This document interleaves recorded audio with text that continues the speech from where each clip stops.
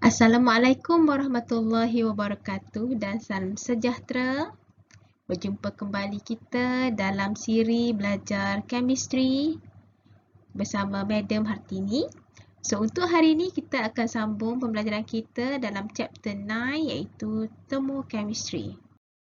Dalam thermochemistry, kita ada 4 subtopik untuk kita belajar. Yang pertama adalah concept of enthalpy, yang kedua calorimetry, yang ketiga Hess's law dan yang terakhir adalah Born-Haber cycle. Berikut adalah gambaran keseluruhan bagi keempat-empat subtopik tersebut.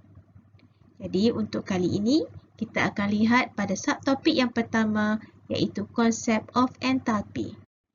Bagi konsep of enthalpy, dia ada 3 objektif. Yang pertama, explain endothermic and exothermic reactions using the complete energy profile diagram. Yang kedua, state standard conditions of reaction and define the following terms, enthalpy and standard enthalpy. Yang ketiga, define and write thermochemical equation for each enthalpy below. So there are 6 enthalpies altogether. Enthalpy of formation, enthalpy of combustion, enthalpy of atomization, enthalpy of neutralization, enthalpy of hydration, and enthalpy of solution. Okay. In chemical reaction, the reactants and product are considered as a system. So the surrounding include the vessel in which reaction takes place and the air or other material in thermal contact with the reaction system. So almost all chemical reactions absorb or release energy in the form of heat. So the international standard unit for heat is joule or in kilojoule. So if you look at these two figure, the heat flow of chemical system as it relates to the environment. Okay, so picture yang pertama menunjukkan bahawa the heat release of the environment. Okay, the heat release and the environment warm, sorry. Okay, gambar rajah yang kedua menunjukkan bahawa the heat is absorbed and the environment is cool. Okay, there are 3 types of system. Okay, example sini, saucepan with a lid closed system. Okay, kita tutup dia. So, exchange of energy to surroundings. Okay, number 2, saucepan without lid. That means kita open the system, kita bukakan sistem tu.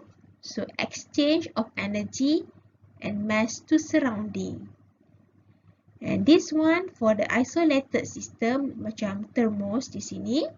No exchange in energy and mass to surrounding. Okay, what does it mean by enthalpy? Enthalpy is a measure of heat content of a substance at constant pressure. And what is enthalpy of reaction? Delta H. Enthalpy of reaction is the difference between the enthalpy of the product and the enthalpy of reactant. And what is standard enthalpy? Delta H naught. So delta H naught is enthalpy change for a reaction that occurs at standard condition, which is at 298 Kelvin or 25 degrees Celsius and pressure 1 atm. Now there are 2 types of reaction, exothermic and endothermic reaction. Okay, kita dah belajar kedua-dua ini dalam topik sebelum ini iaitu dalam topik the rate of reaction. Okay, so kita buat sedikit ulang kaji. So untuk exothermic reaction, okay, okay, ni adalah energy profile diagram. So energy profile diagram is potential energy versus reaction progress. Jadi untuk exothermic reaction, the enthalpy of reactant is higher than enthalpy of product. Jadi untuk reactant bertukar menjadi produk, okay, so molecule mestilah mempunyai tenaga kinetik sama atau melebihi daripada activation energy. So, barulah tindak balas tu boleh berlaku. Okay, jadi perbezaan antara enthalpy of reactant dengan di sini, ini adalah dia punya activation energy. So, apabila dia berada di puncak ini, molekul tadi berada dalam bentuk activated complex. Okay, sebelum dia beralih menjadi produk. Okay, manakala beza antara enthalpy reactant dengan produk, ini adalah enthalpy change. Jadi, untuk exothermic reaction, enthalpy change-nya adalah negatif. Okay, so exothermic reaction heat release pada sistem to its surrounding. Jadi, dia akan memanaskan persekitaran. Okay. Bagi endothermic reaction pula, okay, the enthalpy of reactant is lower than enthalpy product. Jadi, untuk mencapai ataupun menjadi produk, reaktan tadi perlu mempunyai tenaga sama atau melebihi daripada activation energy. Jadi, kalau dilihat di sini, untuk endothermic reaction, nilai activation energy-nya adalah lebih besar berbanding dengan exothermic reaction. Okay.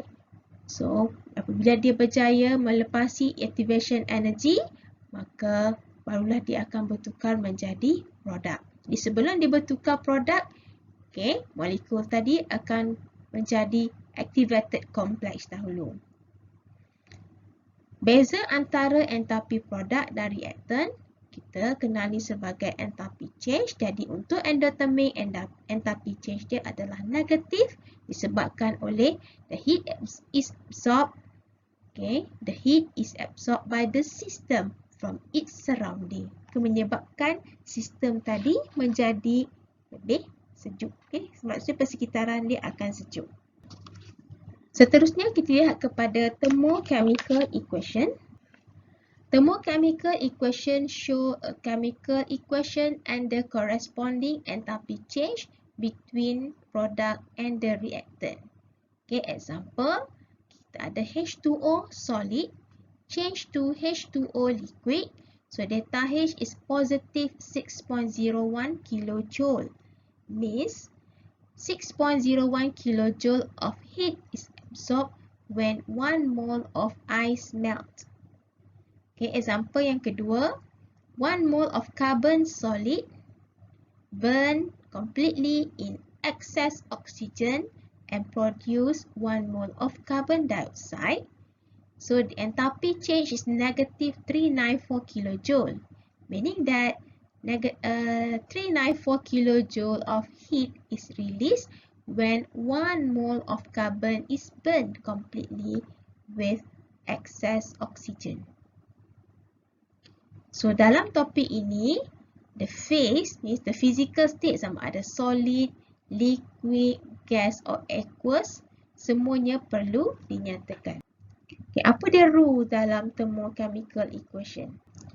Okay, for reverse equation, the magnitude of enthalpy change for the equation remains the same but its sign changes.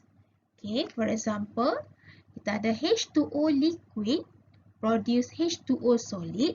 Enthalpy change is negative 6.01 kilojoule. Jadi, apabila kita terbalikkan equation ni, maknanya sekarang ni kita tukar solid jadi liquid pula, iaitu proses melting. Yang atas ni freezing, this one is melting. Kita terbalikkan, maka kita hanya reverse the sign. Okay, kita kekalkan dia punya magnitude of delta H. Okay, if the thermochemical equation is multiplied by a factor of n, then delta H must be multiplied by the same factor. Example, okay, kita lihat yang atas ni, okay, dapat positive 6.01. Equation yang kedua, when 2 mole, yang atas 1 mole, yang bawah 2 mole of water, produce 2 mole of water solid, produce 2 mole of water liquid. Jadi, kalau dilihat di sini, okay, kita perlu darab 2. Jadi, nilai delta H juga kita akan darab dengan 2. Jadi kita akan darab by the same factor. Kita lihat example yang pertama. Kita buat sedikit latihan. Okay, 2 mole of carbon solid react with 1 mole of hydrogen gas, produce 1 mole of ethane gas. Okay, delta H is positive 211 kilojoule. Okay, soalan dia, calculate delta H for the following reactions. Okay, A, carbon solid plus half mole of hydrogen gas produce half mole of ethane gas. Okay, kalau kita lihat dengan atas ni, yang A ni adalah separuh daripada yang ini. That means delta H dia kita perlu separuhkan juga. Okay, jadi kita bahagi dengan 2, maka kita akan dapat positif 105.5 kilojoule. Look at B. Okay, B, 1 mole of ethane gas produce 2 mole of carbon solid and 1 mole of hydrogen gas. Jadi bila kita bandingkan dengan yang atas, okay, equation yang B ni adalah reverse daripada yang atas. So if we reverse the equation, okay, jadi nilai entapi change juga kita akan reverse the sign. So dia akan jadi negatif 211 kilojoule. Okay. Untuk C pula, 4 mole of ethane produce 8 mole of carbon plus 4 mole of hydrogen. Okay. Jadi kalau kita lihat, kita bandingkan dengan yang atas. Okay. This one kita perlu reverse. Okay. That's why C2H2 ni berada di sebelah kiri. Yang asal di sebelah kanan. Jadi maknanya kita perlu reverse equation ni. Okay. So selepas kita reverse. Okay. Macam mana kita nak dapatkan 4? Jadi reverse kita perlu kesemuanya ini kita multiply by 4. Jadi reverse and times 4. So the answer is negative 844 kilojoule. Okay, now we go to the types of enthalpy. So altogether ada 6 enthalpies. So first kita akan tengok dulu the standard enthalpy of formation, delta HF. So what is the definition for standard enthalpy of formation? So standard enthalpy of formation is the heat change. Okay, the heat change. Keyword dia the heat change when 1 mole of compound is formed from its element in their most stable state at standard condition 298 Kelvin and 1 atm. Okay, we look at the thermochemical equation. So the enthalpy of formation of water, okay, is when 1 mole of water is formed from its element. Okay, apa elemen yang kita guna untuk menghasilkan water? So elemen terdiri daripada hidrogen.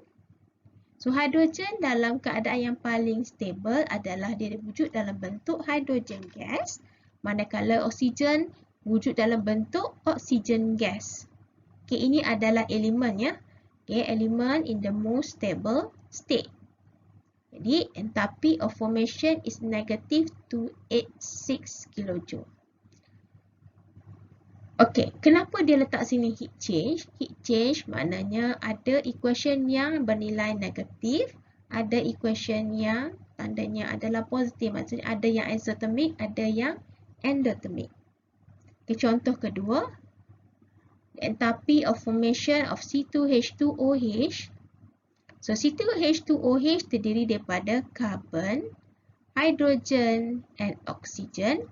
So the most stable state for carbon is carbon dalam bentuk solid. Hydrogen is hydrogen gas. Oxygen is oxygen gas. Okay. Apa yang saya nak ditekankan di sini adalah compound mesti maintain 1 mole. Okay, compound mesti maintain 1 mole. Jadi jika kita nak balance equation, kita hanya balance yang reaktannya sahaja. Okay, contoh yang ketiga, enthalpy of formation of aluminium oxide.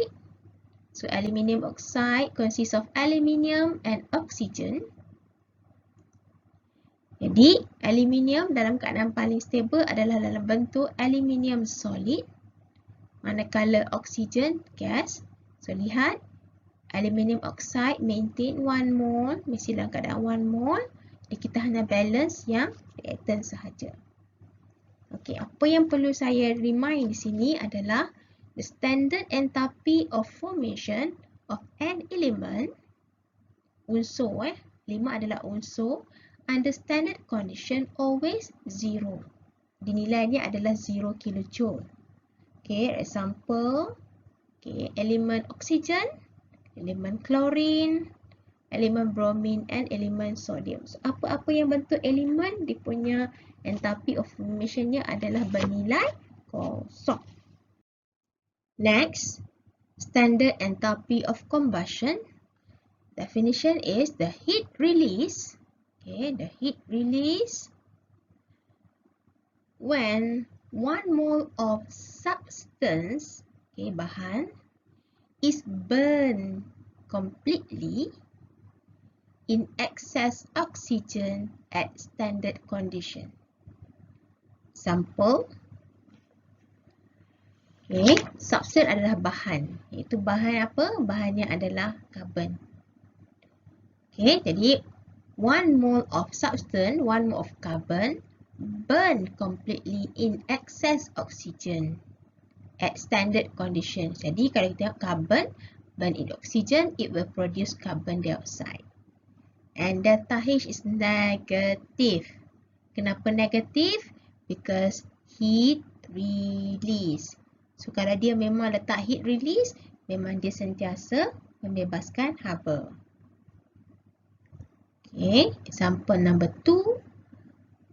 Okay, the enthalpy of combustion for methane, 1 mole methane. So methane akan bertindak sebagai substance. Okay, burn completely in excess oxygen. Okay, so it will produce carbon dioxide and water. Okay, nampak nilai enthalpy dia juga bernilai negatif. Okay, kita ada magnesium. Magnesium sebagai substance burn in excess oxygen to produce magnesium oxide. Okay, jadi yang perlu kita kekalkan 1 mole adalah dia punya substance. Next, enthalpy of atomization. Kenapa enthalpy of atomization? Dia tak ada standard enthalpy. Because enthalpy of atomization, okay, dia tidak boleh berlaku dalam keadaan standard. That's why dia tak ada standard enthalpy of atomization. So definitionnya adalah the energy required. Okay, energy required or energy is needed to form 1 mole of gaseous atom from each element in their most stable state. Okay, tenaga yang diperlukan untuk menghasilkan 1 mole of gaseous atom. That means atom dalam bentuk gas from each element in their most stable state. Okay, example. Okay. So 1 mole of gaseous atom. Atom dalam bentuk gas. Kat sini, ini yang kena maintain 1 mole. So it's formed from each element. So elemen bagi sodium adalah sodium solid. Ini elemen dia. Yang ni dia punya gaseous atom. Okay, so chlorine atom ya, atom. 1 mole gaseous atom. Bukan molekul, atom. Ia terdiri daripada elemennya adalah chlorine gas. Jadi yang ni yang kena maintain 1 mole. So bila nak balance, kita akan balance setengah Cl2. Okay, jangan letak 2 Cl pula. Okay. Sama juga yang ni. 1 mole of gaseous atom is formed from each element. So elemen bagi iodine adalah I2 solid. Next, enthalpy of neutralization. Okay, definition dia is the heat release when when 1 mole of water is formed. 1 mole of water is formed from the neutralization of acid by base under standard condition. Okay. Nampak heat release, so maknanya dia sentiasa bernilai negatif. 1 mole of water is formed from neutralization of acid and base. Okay. Jadi kita fokus ataupun kita lihat kepada water yang ni mesti maintain 1 mole. So if you want to balance the equation, kita akan balance yang the rest one lah. Okay. Sama juga yang ni, 1 mole of water. Jadi, bila dia mention sebagai heat release, jawapan dia memang sentiasa negative value. Okay. Dan, enthalpy of hydration. Hydrate. Apa maksud hydrate? Hydrate means tambah air. So, the heat release when 1 mole of gaseous ion. Okay, dalam topik ni kena mahir ya, kena ingat balik. Atom, molecule, ion, substance, element, compound. Okay, istilah-istilah tu. Jadi, enthalpy of hydration is the heat release when 1 mole. Okay, heat release when 1 mole of gaseous ion is hydrated in water. Jadi, bila kita kata hydrated, means ion-ion tadi kita tambahkan dengan air. Bila tambah air, dia akan jadi larutan yang ada air. So, phase-nya adalah aqueous. Macam tu. Okay. Next, enthalpy of solution. So, the heat change when 1 mole. Okay, heat change. So, ingatlah bila dia kata heat change, boleh jadi negatif, boleh jadi positif. Kalau dia kata heat is absorbed, so jawapan dia sentiasa positif. Kalau dia kata heat release, jawapan dia sentiasa negatif. So definition dia adalah the heat change when 1 mole of solute is completely dissolved in a water to form a very dilute solution. Okay, solution yang sangat-sangat cair. Example, kita ada solute kita iaitu KCl. Nah, bila kita dissolve dalam water, KCl tadi akan bertukar menjadi ion-ion ni lah. Jadi heat change when 1 mole of solute completely dissolved in a water. Okay, to form a very dilute solution. Okay, so ingat dia adalah, kalau kita nak hafal, dia solid, aqueous. Okay. Saya sambung yang lagi beberapa istilah yang lain yang bukan termasuk dalam kategori enthalpy, iaitu lattice energy, delta H lattice. So definition ni adalah the heat release when 1 mole of solid ionic compound. Okay, the heat release. Apa dibebaskan? When 1 mole of solid ionic compound is formed from its constituent gaseous ion. So dalam sodium, okay, di sini dia beri contoh sodium gas react with chlorine gas produce NaCl. Okay, ini bersama jugalah lattice energy ya. Yang tadi kita lihat lattice energy, sekarang lattice dissociation energy. So apa beza antara dua tu? Lattice dissociation energy is the energy needed. Tenaga diperlukan. Okay, the energy needed to break down the lattice of 1 mole of ionic crystalline solid to form its gaseous ion. Dia adalah terbalik sebenarnya daripada lattice energy. So, lattice dissociation energy ni dia patah balik. Okay, arrow dia macam ni. Okay, next is ionization energy. So, ionization energy kita dah pernah dengar semasa semester 1. So, ionization energy is the minimum energy required to remove 1 mole of electrons from 1 mole of gaseous atoms to form 1 mole of gaseous ion. Okay, for example,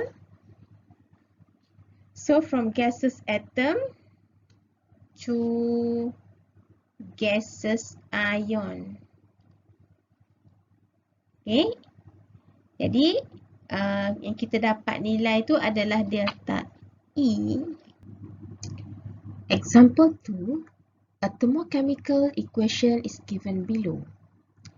Carbon reacts with oxygen, produce carbon dioxide, which the enthalpy change is negative 396 kilojoule.